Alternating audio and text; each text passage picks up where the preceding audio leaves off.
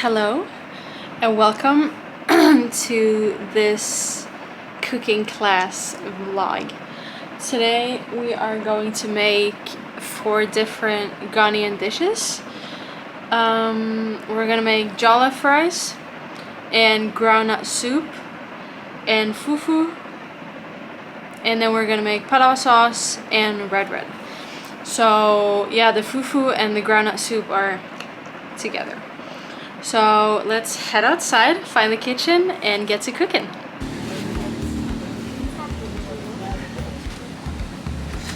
So that's our beans and our plantain for the red. Also you use tomato and onion for the red. So you go inside and start groundnut soup first. After that we come again for the another dish.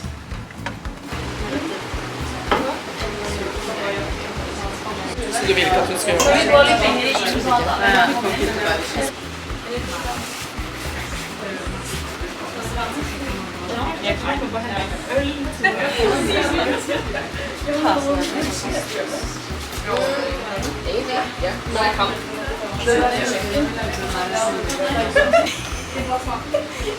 Jag fick 46 i matvaruhusboken. Fick du?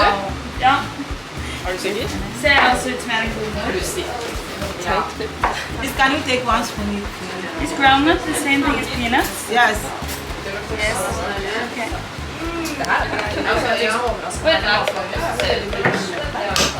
Var det bra eller?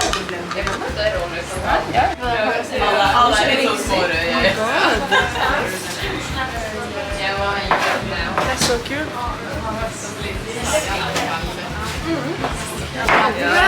Yeah. Who is this? We have a celebrity over here.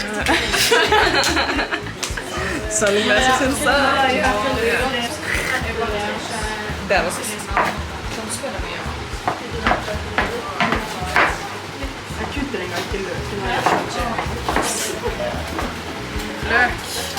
What did you do? You did I cut onion, I cut onion again, and then I also cut ginger. Ginger. Yeah. Yes. And here, over here we have Natalie. She's doing some cooking.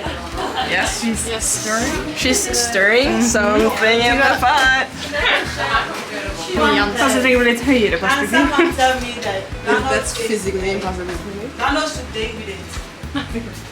Groundnut soup ingredients. Groundnut seeds, water.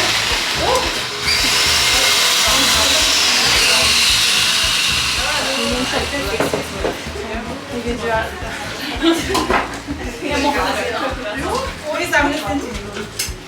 You're doing so well. Thank you. So I put it in the fire.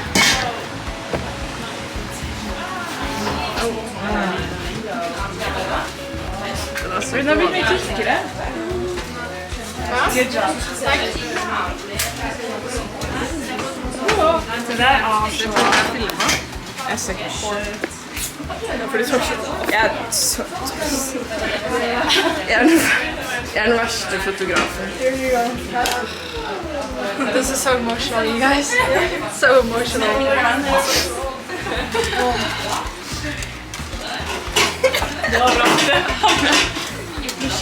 Wow. Shots. The raw fire is too wasting. So when this is in the fire, just put the raw also. Is it okay for you? Okay, so I'll bring that. Amazing, right? It's so nice.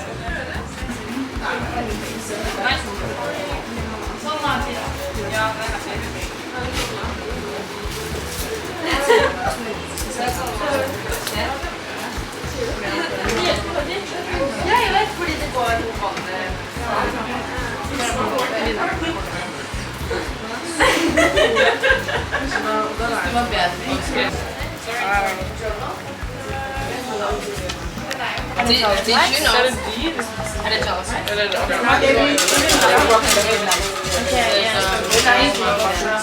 But as for me, I can't because it's very heavy. Yeah. But most they eat it maybe 3 o'clock. I'm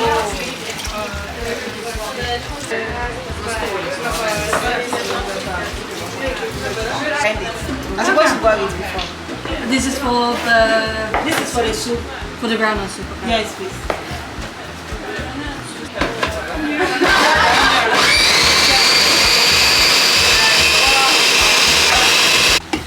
For our jollof.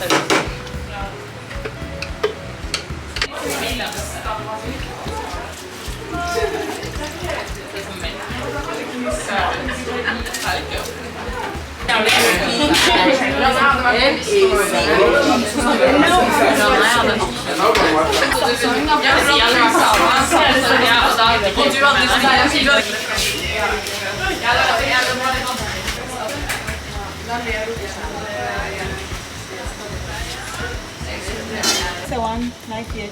Okay. You have to try it like this. Det er minst vann bambus. Ja, og så den i den og den. Takk. Like this. Careful with the hand. Det er fin da.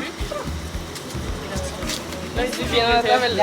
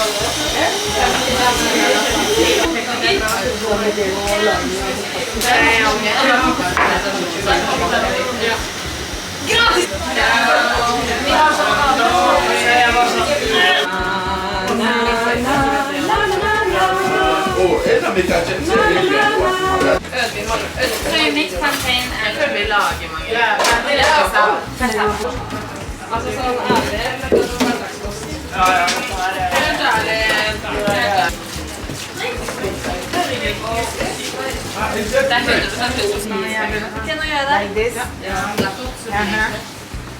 Power. Ready?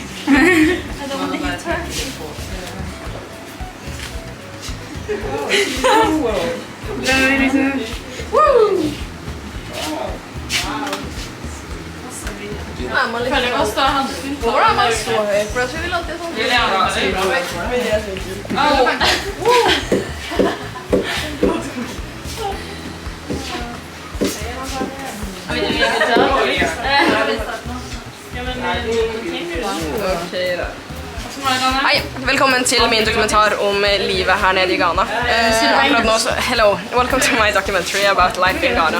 Right now we're making fufu and Renee is actually like beating it up. She's like beating it up.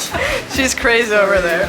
And Natalie was just like beating it up. Yeah. So it's actually going really well. It's really hot in here, but that's because our camera person turned it around. Oh, that's me. She's in the building. She's just heating things up. So yeah, that's great. Yeah. And then Natalie over here, she's like blushing and stuff. I don't know. But yeah, that's the like fufu making thing. No cameras. No, thank you. Down here in the kitchen. We're experiencing some real action over here. So here you have over here you have Raggy besides me, and she's just The name is Raggy. the name is Raggy and her occupation is Cool. What did you think of the fufu making? It was very fun. Yeah. And I had very fun Doing it? Yes. Yes, doing it. What did you do exactly? I slammed it with the stick. Oh, you actually. Oh, okay. Yeah, I do know. your current project or what's the deal? What I do for a living? Yes. What do you do for a Oh, living? what is it called? Oh. What are you wearing today? Today I'm wearing Levi's shirts, Yeah. Birkenstocks, and a black tee. Amazing.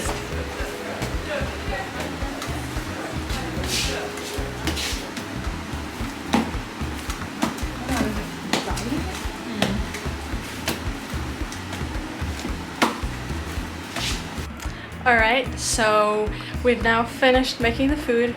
I was kind of in and out because we've been at it for about 3-4 hours. So we had to take the occasional breaks.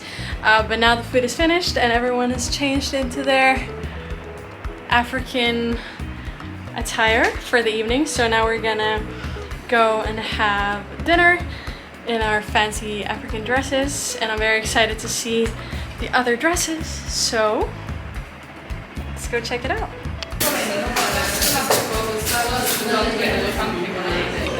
Og så mer kjøttet? Nei. Skal du svare? Ja, du smaker det. Vi skal begynne med noe. Den var jævlig weird da.